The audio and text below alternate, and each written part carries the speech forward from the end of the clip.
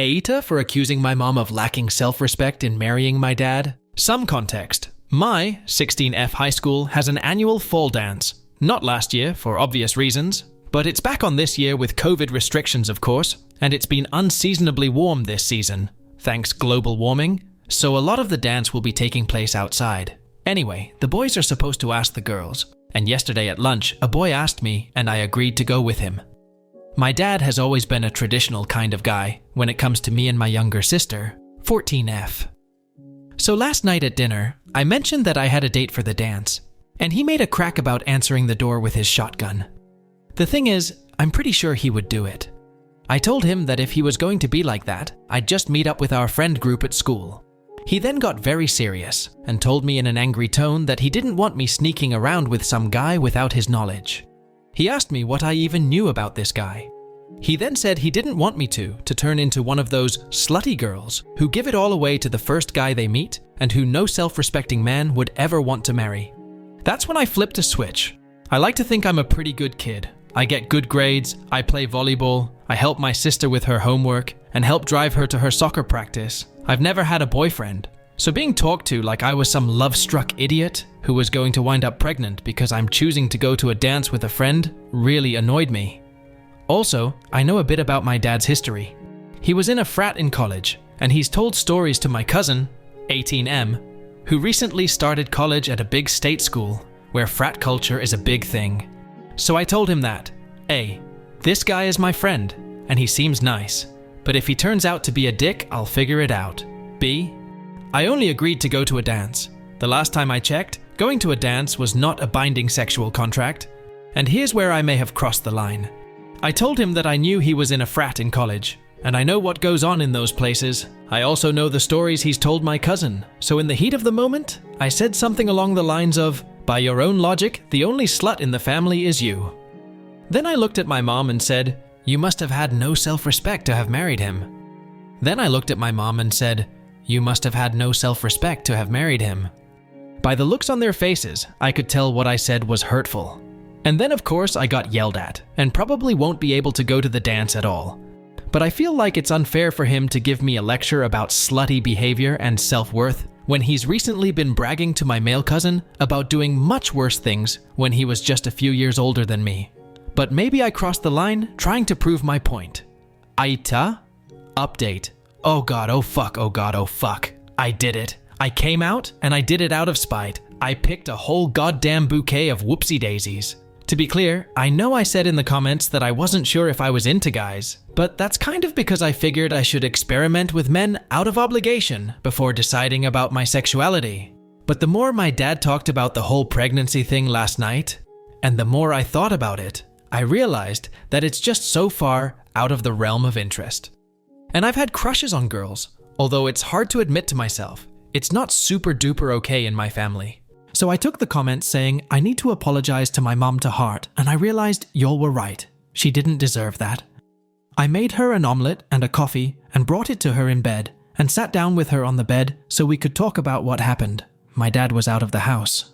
I just explained to her that I said what I did last night out of anger, and that I was hurt that all these horrible accusations were being thrown at me when I feel like I've given them no reason to doubt my judgment. I apologized to her and told her how out of line it was for me to attack her when it wasn't her who I was angry at, and that I feel like my dad doesn't really see me as a valuable person because he believes that I'm not smart enough to take my own decisions seriously, and that if I did make a mistake, I wouldn't be worth anything to him or anyone. I cried because it was hurtful. She understood and was starting to talk, but then my dad walked in.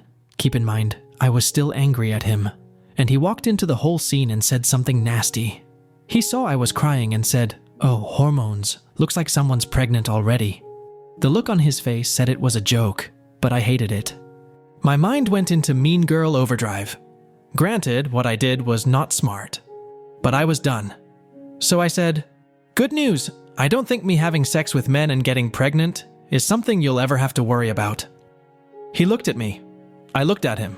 He looked at me. I looked at him. It clicked.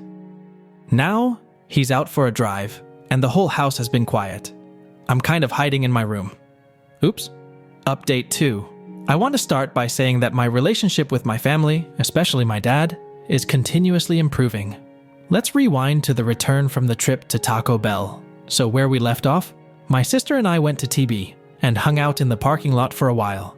She told me that eventually we would have to go home, and I realized she was right. So I drove us home. Not gonna lie, I was shaking. I didn't know quite what I would be walking into.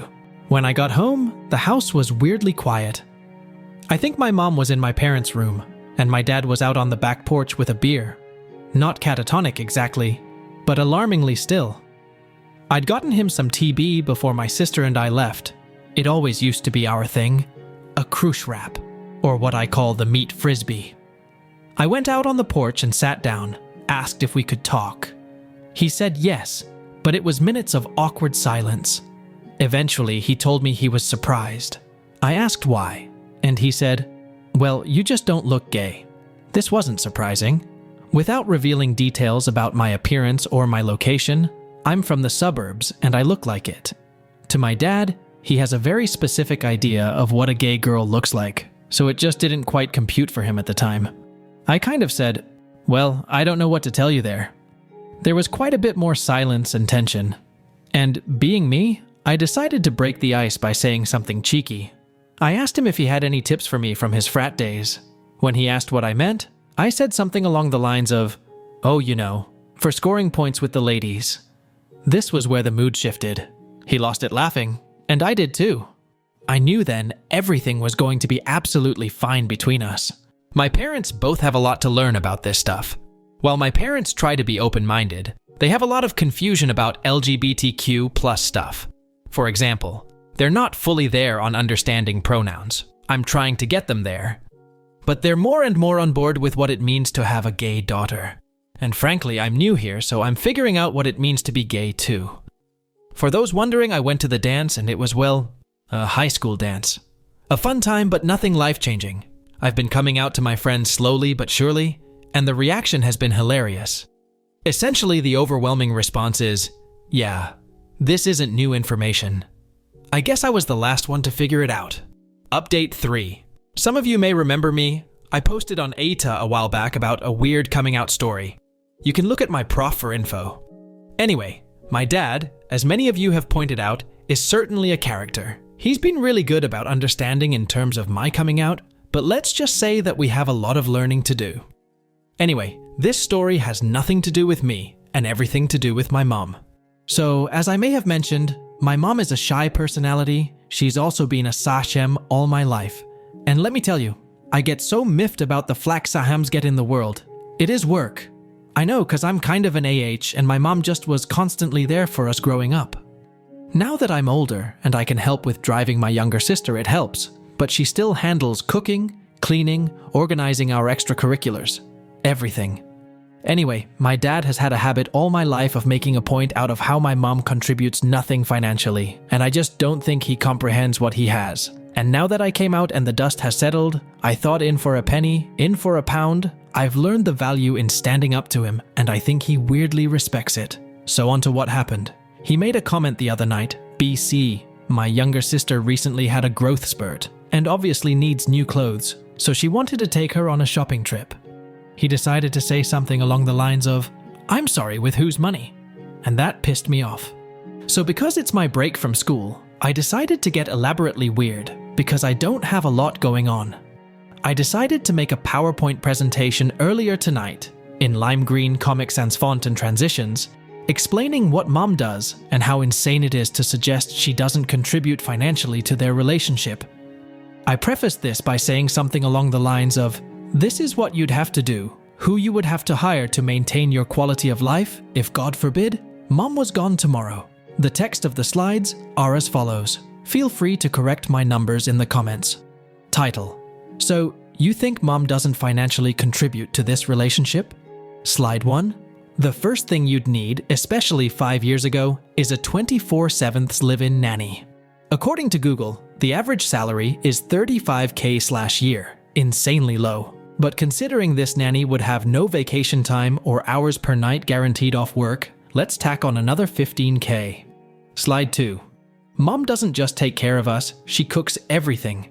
The average salary of a personal chef per year, according to Google, is nearly 49K/year. Again, factor in 3 meals a day and no vacation time, no weekends. So tack on another 15K at least. Slide 3. Babysitters and chefs don't provide cleaning services, so you would need a part-time housekeeper 7 days week. Let's say 4 hours day. Assuming they were paid well, $15/HRX4 HRSX 7 days x52 = 21,840. Slide 4. Mom deals with all our appointments, extracurriculars, organizing stuff, so you'd at least need a part-time personal assistant. Let's just say around the same hourly and schedule as a housekeeper. $21,840. Slide 5. Mom also helped with our homework, which not all babysitters would do. So you might need a tutor 5 nights a week, Sunday, Thursday. Likely 3 hours. Average part-time tutor salary in the US is 33K/year. Slide 6. Speaking of, let's do some of that addition that Mom taught me. 35 plus 15 plus 49 plus 15 plus 2, 21,840, plus 33 equals sign 190, 680, slide 7. Happy New Year, Dad. So obviously the fight came. He said I had no business poking my nose into finances, which, fair. But I argued that he made it my business when he kept holding it over Mom. He said he works his ass off for us, which he does. But I said he wouldn't be able to dedicate that much energy to work if Mom didn't literally take care of everything else in his life for him. And that he should appreciate what she does because they both contribute to the house in different ways. And that she makes his quality of life possible with everything that he does. I'm willing to admit that I went overboard here, but my mom does so much and my dad couldn't get by without her. And she's just so quiet and just takes it. And she's been so supportive of my coming out process, and she deserves someone to stand up for her. And she deserves to go shopping. And when she does, she deserves to get something for herself. She's basically giving him 190K per year.